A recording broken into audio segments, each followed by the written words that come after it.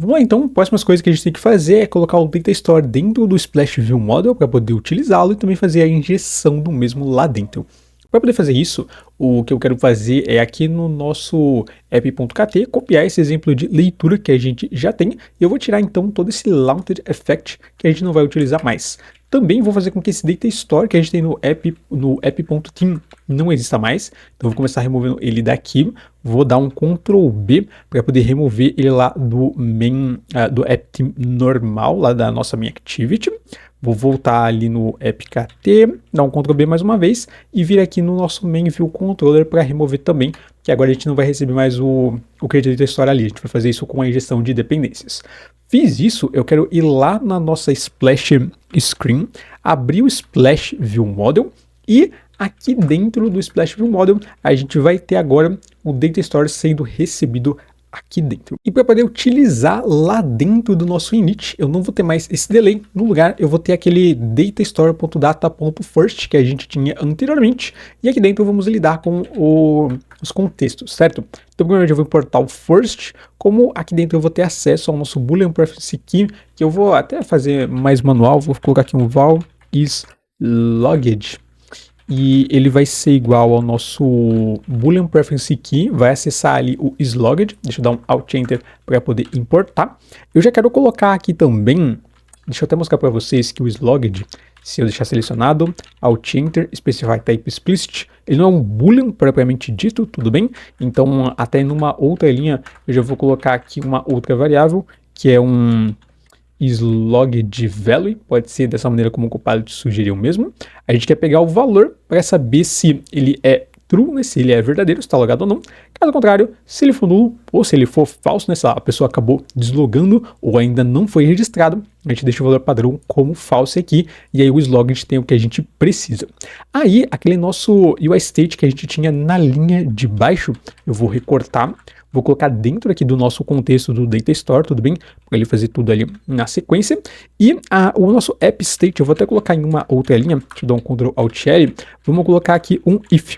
Então, if, se o islogged value ele for verdadeiro, a gente quer chamar o appstate.loggedIn, né, para ser o valor de appstate. Caso contrário, a gente chama o not logged. Isso daqui por si só já vai fazer com que a splash screen seja capaz de ler o valor e a gente precisa fazer com que alguém seja capaz de colocar esse valor. Esse alguém vai ser lá no nosso caso o login view model. Então eu vou abrir o nosso screens, deixa eu procurar aqui o login view model. O login já tem uma injeção hoje, agora ele vai ter duas. Deixa eu até deixar ele como o private val também, só para manter esse mesmo padrão. E assim que a gente realizar o login, deixa eu só ver em qual parte que a gente está logando de fato. Provavelmente a gente vai ter que criar uma outra lógica aqui dentro. Eu vou fazer o seguinte, deixa eu só confirmar que o slog result is loading false, provavelmente aqui nesse is success. Então eu vou fazer o seguinte, eu sei que essa URL que a gente tinha para poder gravar as informações no momento, ela não está funcionando nessa parte do projeto, então eu vou deixar comentado por enquanto aqui o post slogan. E deixa eu só ver, aqui a gente faria esse update do slog, eu vou deixar por padrão, certo? Eu vou fazer o seguinte aqui embaixo, olha, se o nosso login result, ele for o login result.success, a gente quer chamar o nosso datastore.edit, e aqui dentro o que eu quero fazer é chamar, no nosso caso, o it mesmo, né? Mas no lugar daquela informação que a gente tem ali, eu quero chamar o... acho que a gente já tinha colocado ali como um boolean, né? Então, um boolean preference key, exatamente. O slogger, ele vai ser true, beleza? A gente só precisa colocar o true, né? Porque se ele não fizer nenhuma ação, por padrão já continua como nulo ou como falso. Então, por enquanto, a gente vai deixar dessa forma aqui, ele não vai funcionar exatamente 100% como a gente espera nesse primeiro momento, porque tem outra abordagem que a gente fazia ali na tela de login, mas quando a gente fechar e abrir o app, já vai servir. Dito tudo isso, a gente precisa então se preocupar com a parte de injeção. Então, lá no login view model, eu vou vir aqui no... vou dar um Ctrl B, né, no nome. Vou vir aqui no app modules. E o splash view model precisa receber aqui um get, para poder receber a injeção. E o nosso view model de login também precisa ter um get, e agora vai ter um outro get, que vai ser para o Data Store.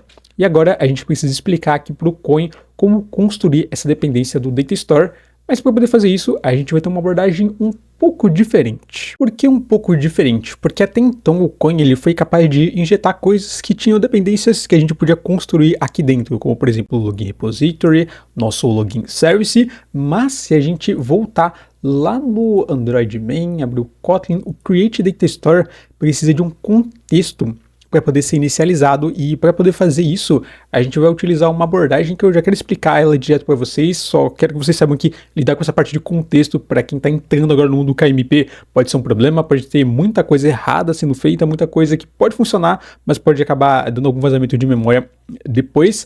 Então, para poder lidar com isso, o que eu vou fazer é criar aqui no nosso, tem que ser no comum, né, no platform.kt do módulo comum, eu vou criar um expect val preference module. Deixa eu importar o nosso module que vai vir ali do Coin, e eu quero que cada plataforma seja capaz de implementar então a forma como o módulo vai funcionar, esse módulo de preferências.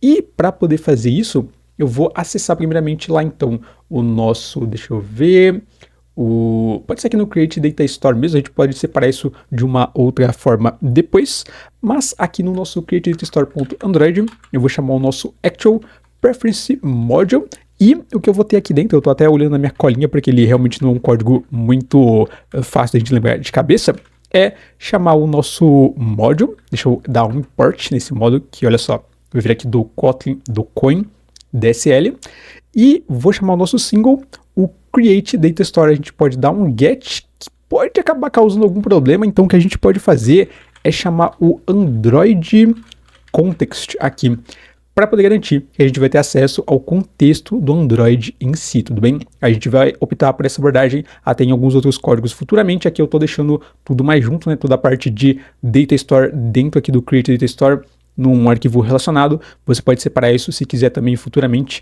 e a gente vai ter até um projeto mais avançado que talvez a gente explique isso depois.